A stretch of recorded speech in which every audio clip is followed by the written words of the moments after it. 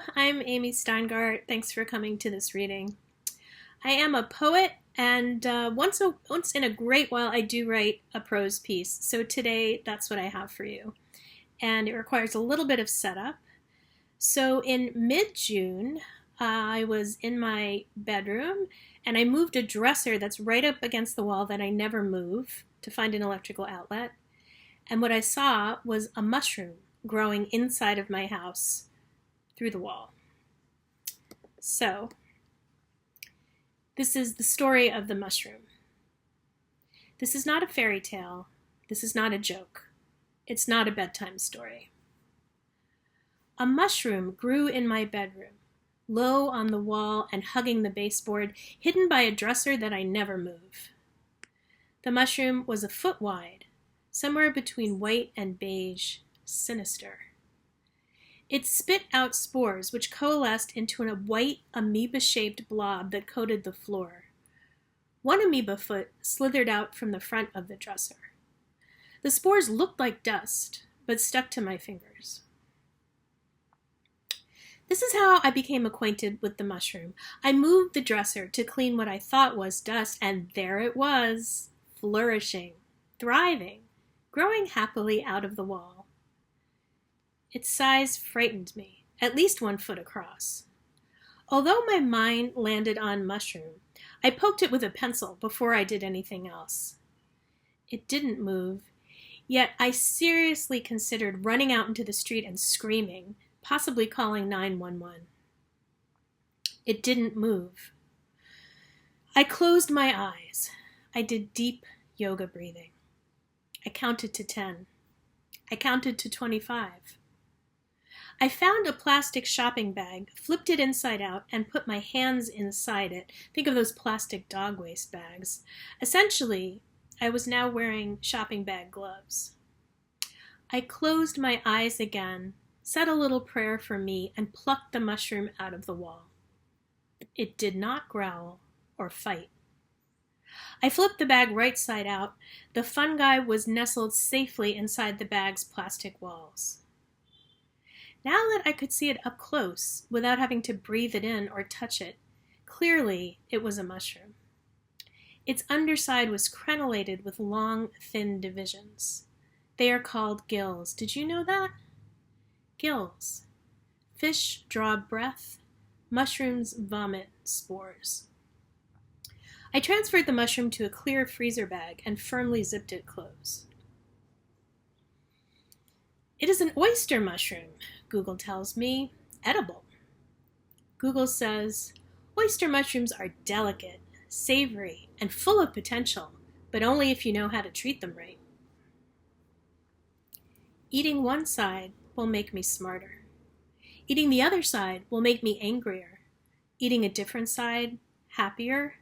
Another side, clever at making money. Alice sighs in my ear, be prepared for anything. Keep your head. Babies can turn into pigs and pigs to jub-jub birds. Learn croquet first, just in case. I can't decide. I could eat it and have more money. I could eat it and look for Alice. I could throw it out. It sits on my counter. Monday, I harvested the mushroom from behind my dresser. Tuesday is when drops of water form on the inside walls of its plastic prison.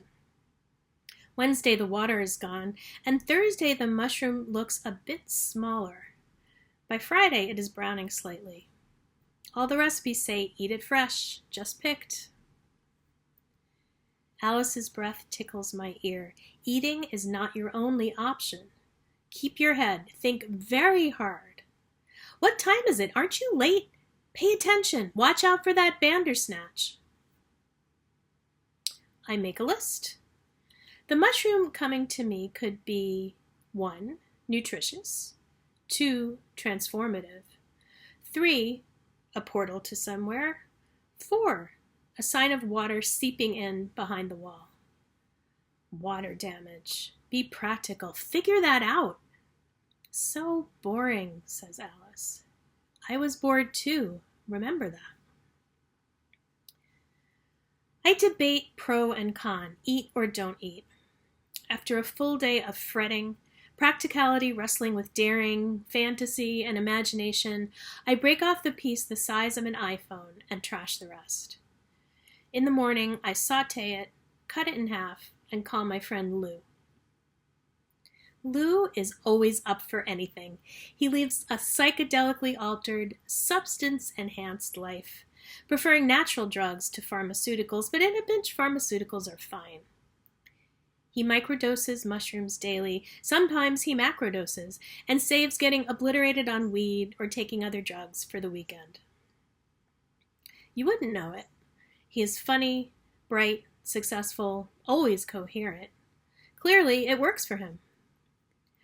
My drug of choice is Xanax, my smooth, elegantly shaped darling. Lou is thrilled to eat an ethically grown, ultra-locally sourced mushroom and speeds to my doorstep. He swallows his entire piece in one gulp, saying, "It tastes delicious." I cautiously take a small bite, then a medium-sized bite. Nothing happens. My head does not rapidly hit the ceiling, nor do I shrink so fast my chin hits my foot. It tastes okay. Mushrooms from my stoner 20s smelled awful and tasted worse. Lou reads about oyster mushrooms on his phone while I try not to freak out. It's only 10 a.m. and already I've taken 4 Xanax. I resist the urge to eat another one now as a post-mushroom dessert. Disappointed, Lou says, "These are for eating, not tripping." "I never promised you a rose garden," I reply. I know from my stoner 20s that if anything unusual is going to happen, it's going to take a while. Lou tells me we are going to get bagels and coffee and sit in the park. It's the best place to be for a trip, he says. I discreetly sneak a Xanax into my pocket and follow him outside. We settle on a bench a little while later. Day-to-day ordinary life is all around us. People jogging, little kids crawling around on the grass and screaming, squirrels squirreling. Do I feel any different? Do I feel enhanced? Do I miss Alice's voice in my ear? Why is that woman across the field staring at me? Lou reads the Times on his phone. I try to read my book. After 20 minutes, I give up. I can't focus. My heart is racing and the letters are blurring together on the page. "I can't do this," I choke. "I'm flipping out. I should have given you the entire piece. Why did I eat it? I'm going to make myself throw up. My tripping days are over, and maybe the mushroom is poisonous and we're both going to die anyway, so I might as well puke it up behind this bench." "Don't do that," says Lou. "Are you always like this when you take drugs?" Lou and I seldom consume substances together in our adult lives. When we did do drugs together, it was back in college a good 30 years ago. I do tend to be paranoid when on psychedelics or weed. In my daily native state, I thrum with a constant low level of anxiety and paranoia. I've lived in New York City too long. Hence, Xanax. A few hours pass. I doze in the sun and dream of the White Rabbit. "Wake up. It's time. The Red Queen is about to chop off your head," Alice urges me. Lou is shaking me gently and I open my eyes. "It's not going to happen," he says mournfully. "This is not a tripping mushroom. I feel exactly the same as before." "Yes, me too," I say groggily. "Yes, no, I feel the same too. The same as you. The same." I feel dry drool at the corner of my mouth. I focus on cleaning it off, willing my head to clear.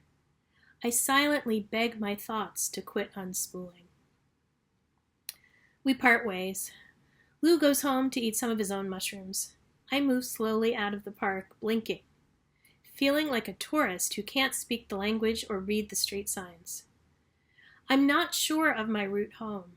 I struggle and pause and check Google Maps on my phone over and over. Persevering requires a tremendous force of will. I remember the Xanax in my pocket and swallow it dry. After what feels like years, I recognize my front door. In my bedroom, everything is as it always is, or maybe that's what they want me to think. I rub my hands along the floor under the dresser. There is still a faint residue that sticks to my fingers, unsavory, unpleasant, unwelcome. I move the dresser away from the wall so I can take a picture of the spot where the mushroom was born. I stroke my phone screen, spreading my fingers to make the image as large as it can be. Is that a spot of white sponginess? Is it a rabbit's tail? Is it a shadow? I take 2 more Xanax and my feet gently leave the floor. I float pleasantly up to the ceiling. So thanks for being with me today. I do these readings approximately every 2 months. You can subscribe to my YouTube channel if you'd like to be notified.